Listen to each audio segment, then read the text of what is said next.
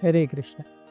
हमने देखा कैसे हनुमान जी और भीम की मुलाकात हुई। भीम ने अपना निवेदन हनुमान जी के सामने किया कि वो उनका रूप देखना चाहते हैं, जिससे उन्होंने पूरा समुद्र लांघा था, पार किया था। हनुमान जी ने वो रूप दिखाया भीम को थोड़े समय के लिए। भीम उसे देख करके आश्चर्यचकित रह गए और भीम ने पूछा कि हनुमान जी, आपने रावण को क्यों नहीं मारा?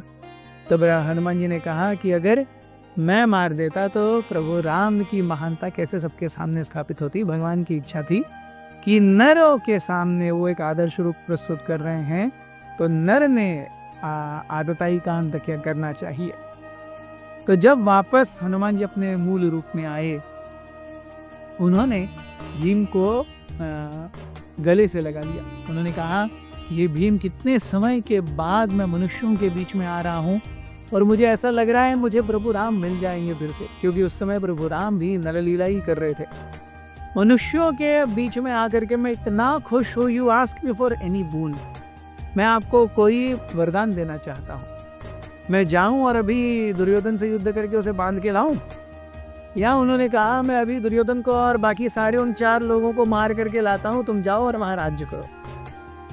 भीम ने कहा कि हे कपि श्रेष्ठ, आप अगर अपने किसी रूप में मेरे साथ हमेशा रहेंगे और जब खास करके मुझे आपकी ज़रूरत हो तब मुझे आपके सानिध्य का लाभ मिलेगा, तो मैं बहुत खुश हो जाऊंगा।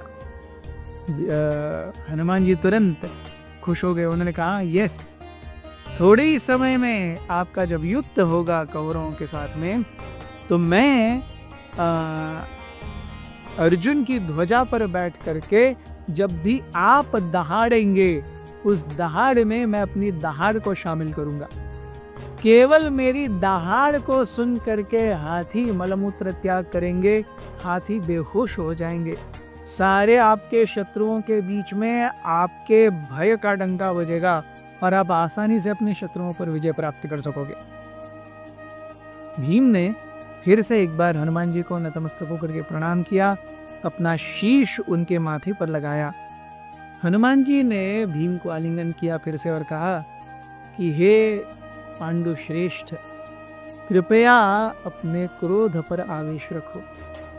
अपने बल और अपने सामर्थ्य पर अत्यंत गर्व करना ये अच्छी बात नहीं है।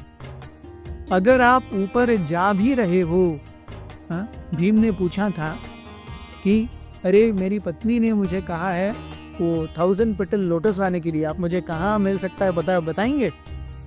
तो हनुमान जी ने कहा कि ऐसे सीधे ऊपर जाओगे इस रास्ते से तो कुबेरों के और यक्षों के राजा कुबेर का गार्डन है, जिसे सौगंधिक फॉरेस्ट कहा जाता है। सौगंधिक फॉरेस्ट में एक सुंदर तालाब है, उस तालाब में ये पुष्प मिलते हैं। आप ऐसे ही चले जाओ, वहां को मिल जाएंगे। लेकिन हनुमान जी ने कहा कि वो यक्षों की नगरी है, वहां पर मनुष्यों का जाना फॉरबिडन है, तो उनके साथ वहां युद्ध करने मत जाना।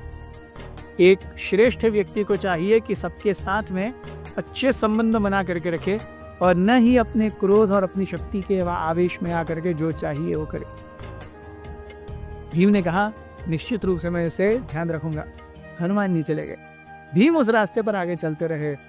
बहुत सारे पहाड़ों को पार करने के बाद में, बहुत चलने के बाद में, हाथियों, शेर, चीतों के बीच में जाते हुए दोपहर तक हनुमान जी सौगंधिक फॉरेस्ट में पहुंचे।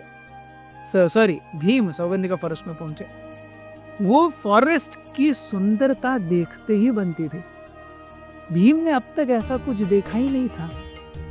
इतने सुंदर उपवन, बगीचे, वहां पर चहचहाते पक्षी, वहां पर मस्ती करते हुए बटरफ्लाईज, और वहां पर उन्हें वो बहुत सुंदर तालाब दिखाई दिया जिसमें बहुत सारे राजहंस एक दूसरे के साथ में, नर और मादा एक दूसरे के साथ में प्रणय क्रीड़ाएं कर रहे थे।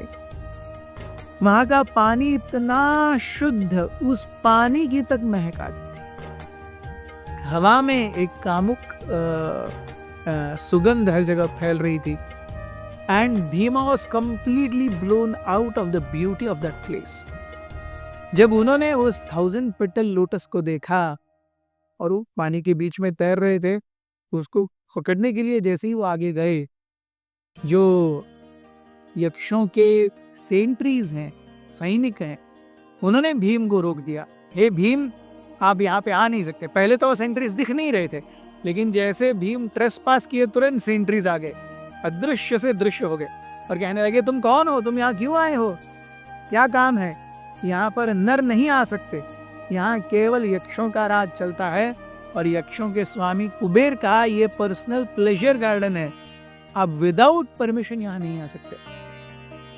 भीम अभी अभी हनुमान जी से सुन के आए थे, लेकिन वो भूल गए। वो कहने लगे, देखो मैं पंडु का पुत्र हूँ, मेरे बड़े भाई युधिष्ठिर के साथ में यहाँ वनवास भेजा गया हूँ, हमारे साथ में हमारी पत्नी द्रौपदी भी है।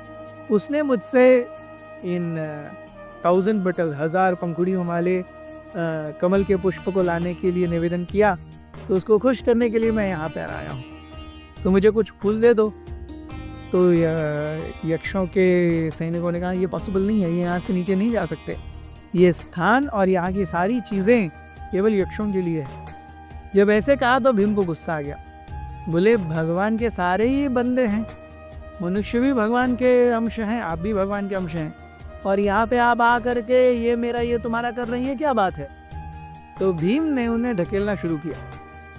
सो यक्षों के द्वारा भीम पर आक्रमण हुआ। सारे यक्षों के सैनिकों ने भीम पर आक्रमण किया। भीम ने अकेले उन सब को ऐसे तहस नहस कर दिया थोड़े ही समय में। उनके हाथ नहीं है, पैर नहीं है, कई सारे लोग मर गए और दर्द से कराह रहे हैं। And Bhima went straight into the pond. वो स्विम करके गए और वो 1000 petal लोटस निकालने लगे। तब तक यहाँ पर इस चित्कार को देख करके सैनिक गए कुबेर के पास कि कुबेर ऐसा ऐसा है, कोई व्यक्ति आया है, अपने आप को भीम कहता है, पंडु का पुत्र कहता है, वो आ करके सारे ये लेके जाना चाहता है, 1000 पंखुड़ियों वाले कमल पुष्प लेके जाना चाहता है।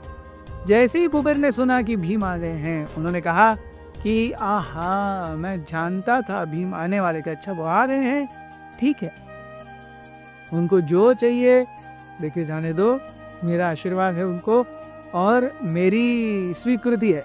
मैंने कहो अगर कुछ लेके जाना चाहता है लेके जाएं। तो सारे सैनिक तब वापस आए और उन्होंने भीम को कहा कि आप जो चाहिए लेके जाना चाहते हैं आप लेके जाइए। भीम ने कहा कि आप कुबेर को मेरा साष्टांग दंडवत प्रणाम कीजिए और उनसे कहिए कि मुझ पर अपनी आशीर्वाद बनाए रखें।